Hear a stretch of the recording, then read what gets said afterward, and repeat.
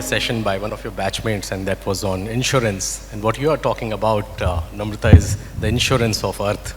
And it's very, very important. And I have been watching sessions since morning, especially when it starts with the history of fountain pens and how the fountain pens came to India, the innovation around it, and everything that we have been consuming, and some very fascinating sessions. And what you just spoke is all about, it's meant for all of us.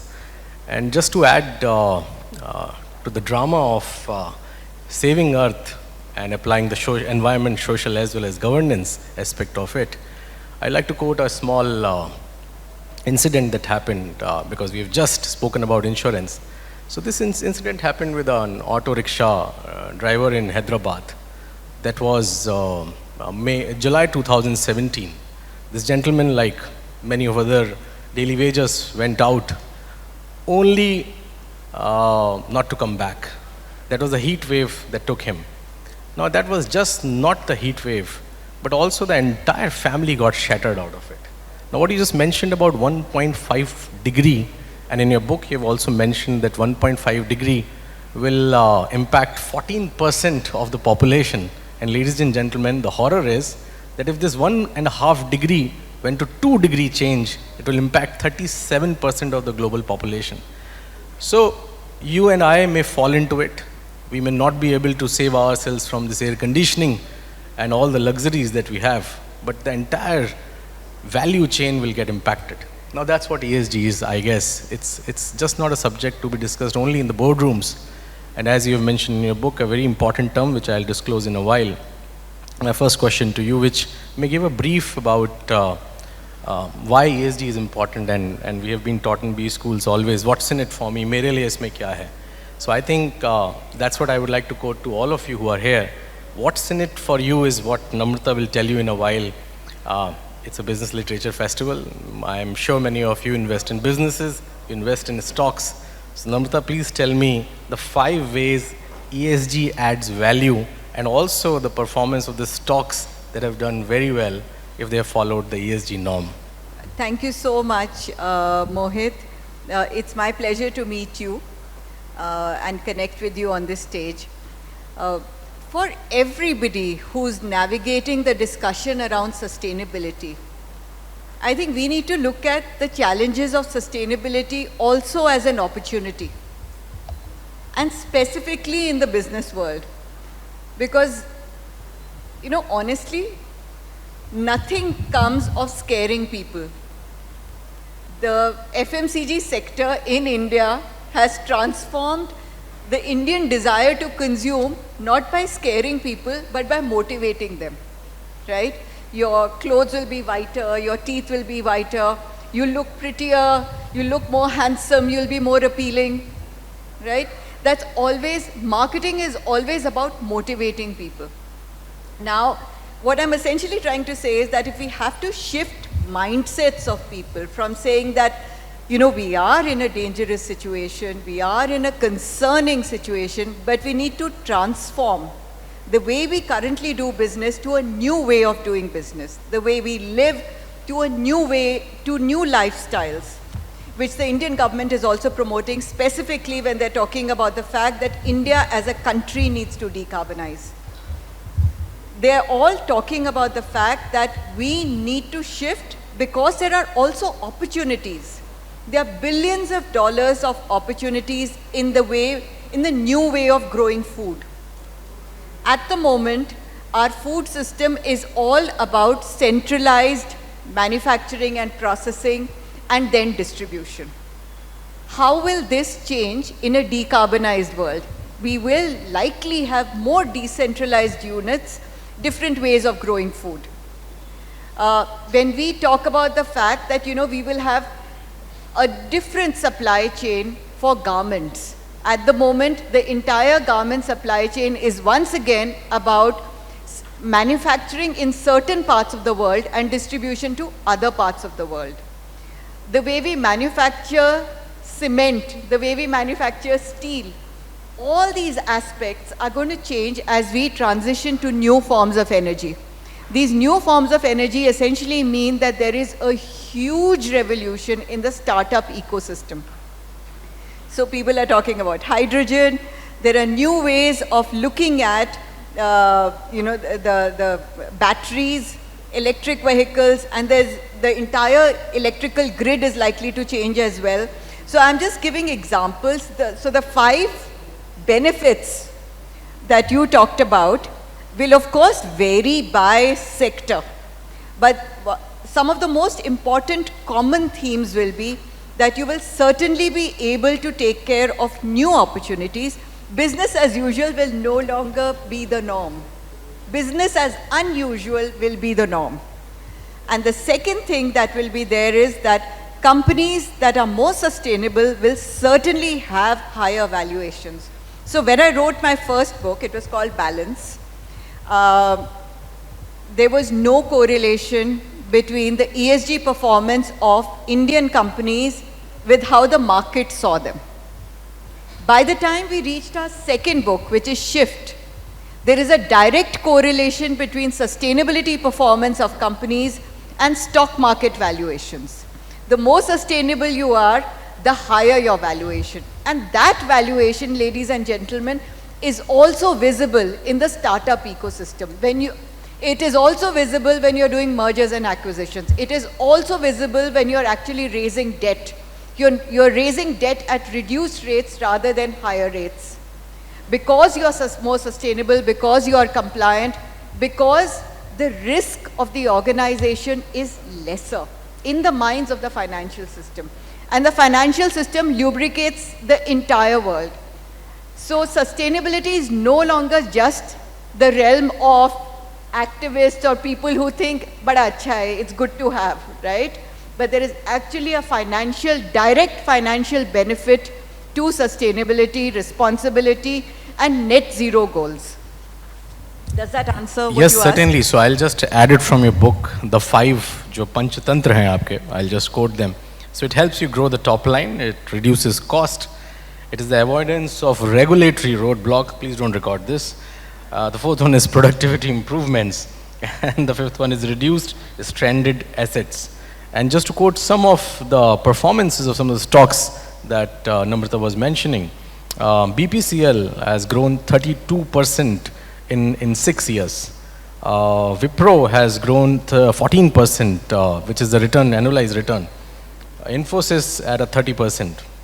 Many could be because of the market factors, but certainly these are the companies she has mentioned, and 10 more such companies. Actually, these companies have higher valuations, and they also are highly ranked in our study that we do year after year, that we've been doing for about 9 years. Fantastic. Ladies and gentlemen, today interestingly is also the Shukla Ekadashi. In fact, this is the day when Lord Krishna gave the immortal wisdom to Arjuna in the form of Gita, which is very near to this place at Kurukshetra. And I guess that's exactly what the mission of this Literature Fest is also. I don't know whether this was with plan that Dr. Anurag Batra thought that the Business Literature Fest should happen on this day, but I guess this is an important day. This book definitely gives you all those very important aspects that are important for future. And especially as I quoted Gita, it's about being fearless. You follow ESG, you follow the basic norms of life. The book also mentions a very interesting aspect around if you have to grow food, if you need more food, if you need the sustained amount of food, you have to go back into the old ways of agriculture. So that's something very interesting. And on the second side, since you mentioned about innovation a lot, Namrata, I got stuck to one of the stories which is about converting toys into furniture. And toys you've mentioned, in India we usually don't have any recycling of toys, and we don't even mention and even look at it. But there are companies, there are countries that are looking at recycling this entire ecosystems. You have mentioned about many of such innovations. Why don't you throw some light and some lessons that as business community can get it from the recycling of their products? I think all of us are seeing the mountains of waste in our cities, and the mountains are not reducing. While the ice-capped mountains, the height of those ice-capped mountains is reducing because they're melting, the mountains of waste are constantly growing. So somewhere I was just thinking that we should have a correlation on that also. As the ice is melting, how much waste is increasing. But that's being, um, not looking at things in a very different kind of a way, where we've got to start really thinking, why do we waste as much as we do, right? Especially in a country like India, where every single thing has value, right? We don't throw away our clothes, they are constantly reused and recycled, shoes, gadgets, but still there is a mountain of waste, mountains of waste, right? And there is not just, there are very few cities who have managed to control it in India. There are some countries the world over from which we can learn, but those again are very few and far between. And they're largely looking at waste to energy, which means incinerating the waste and not leaving it around in landfills. But we've got to really fundamentally start thinking. And my sister's a designer. She said something very interesting. She said our problem of waste exists because either we've used the wrong materials in the wrong places, or there is just fundamentally poor design. So why have we created a toothbrush made of plastic, and every single toothbrush ever made, by the way, still exists. It has not degraded. Every single tube of plastic ever made still exists. It has not gone away. Why are we talking about materials that cannot naturally be absorbed in the environments? There are many gadgets which are part of our everyday living, and we are on a constant cycle to buy the next latest gadget because you cannot upgrade it. The same gadget also cannot be recycled. To a limited extent, it can be used again and again, but there are very few products in this day and age when we are talking about the fact that there is mountains of waste, there is so much pollution, we need to do something about it. We are still making products that eventually will have materials that will just simply lie around. Now there are organizations that are looking at this. So say for example, BMW is talking about modular design, so that every single thing can be disassembled, replaced, and is made of materials that can be recycled. So there is a massive revolution underway, a silent revolution underway in design. There is another bigger revolution underway in materials. And those are the two big opportunities for anybody wanting to invest in startups and innovation, to look at what is it that we can do to transform every single thing around us. This, ladies and gentlemen, is available ubiquitously all across the world, everywhere. And that's true of fundamentally all things that we use.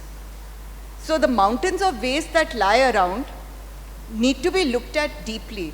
So when my daughter and I, went to buy toys, we realized, and then we eventually, I thought that, we should study it further. So we did a small research. 80 to 90% of toys in all toy stores across the country are made of plastic.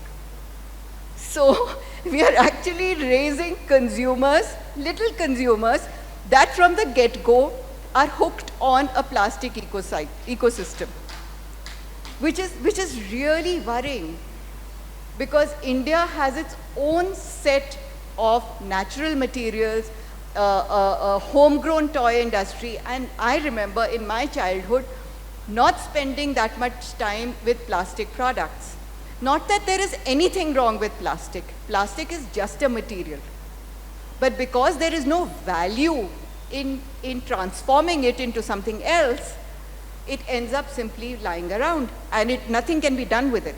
So either we drive value into a product, into a material, or we look at the recycling ecosystem, or we simply make better products with better materials. So in fact, everyone who has a phone here and has internet, you should actually search something to which you have contributed even today. You should actually search the Great Garbage Patch There's 7 such patches. You can see them. There are millions and millions of plastic floating in oceans, and you and I, we are all contributors to that. So possibly that one picture may change you to think about how ESG, applying it not only in your business, but in your daily life will also help. And I think the most important thing, and usually great books, many of the great books, they have some great lessons towards the end. And towards the last of the chapter, Namrata has mentioned a lovely term, which for me, of course, it was for the first time. It's called responsibility mindset. We talk about resilient mindset, we talk about different type of mindsets. But I think responsibility mindset is something that we all will have to inculcate. We'll have to build as a skill. And this is a very important aspect, and that's why this book, in these times, while you are doing your business, and also while you gather many other business ideas from startups to large-scale organizations, this book is a must to buy. The author is here, get it signed. She writes very well. I've got my signature anyways. So please have it. It's a collector's item, and it's a book to be gifted to all your business friends. Ladies and gentlemen, thank you very much for this. In case you have some questions, but I think the additional time that was given to us, we have utilized it very well.